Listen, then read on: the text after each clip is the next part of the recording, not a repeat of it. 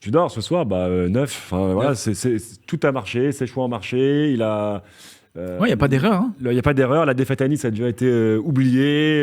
Voilà, c'est un entraîneur qui fait progresser son équipe et qui tire le meilleur de chacun de ses joueurs. Après, petite question, petit doute sur le fait de est-ce que comme Bielsa, c'est pas un entraîneur d'une saison, 2 saisons max parce qu'il en demande beaucoup à ses joueurs, parce que c'est énergivore, parce que voilà, les mêmes reproches qui étaient faits à Bielsa. Là où je vois une différence avec Bielsa, c'est qu'il y a un travail d'équipe avec Ribalta et Longoria, c'est que tu amènes des joueurs qui ont la personnalité pour supporter ce que c'est vrai. Et ça, j'ai l'impression que c'est la base et que c'est ce qui manquait dans beaucoup de clubs. C'est quand t'as un rien coach... contre Thauvin, contre Payet, mais c'est des mecs sur une saison et demie qui sont pas capables de courir et d'accepter ce genre de et en parlant de Payet, même s'il n'a pas joué du tout ce soir, c'est Constant qui me disait ce truc-là que je trouve intéressant, c'est que il a parfaitement géré le cas Payet, qui est quand même un joueur majeur de l'Olympique de Marseille. Un cas très épineux. C'est un cas très épineux parce qu'il est Marseillais à vie, mais il commence à vieillir. Il colle pas au schéma tactique et aux efforts demandés par Tudor, mais à chaque fois, il est assez malin pour le faire jouer un petit peu, une mi-temps, histoire que les gens constatent que ça va pas du tout.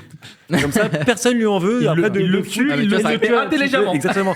Et je suis tout à fait d'accord avec ça. Au final, j'ai l'impression qu'il a fait jouer une mi-temps, il le sort, il a été nul, super, et personne va dire oh le pauvre Payet, etc. C'est beaucoup plus facile quand t'as l'équipe qui tourne derrière aussi. Exactement. Sans lui, Et puis il a quand même la chance d'avoir un Payet aussi intelligent qui est les yeux en face des trous. Qui a compris qu'il avait 35 ans. Qui se rend compte. Et puis il a aussi une carrière à gérer post-joueur, à mon avis, qui veut continuer à l'OM.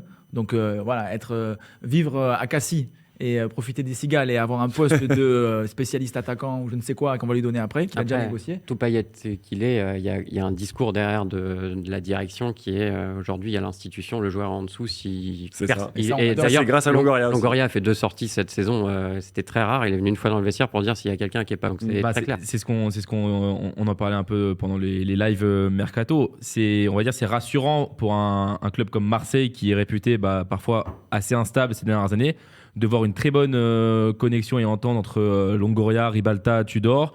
Il y a un vrai discours, il y a une vraie méthode et surtout Tudor fait des choix et il reste sur ses choix, il les applique et il bosse avec ses choix et voilà, et si t'es pas content, tu t'en vas ou tu vas sur le banc. Et en fait, ça apporte de la constance et de la régularité et c'est pour ça qu'aujourd'hui le système est parfaitement maîtrisé parce qu'il reste collé à ses idées.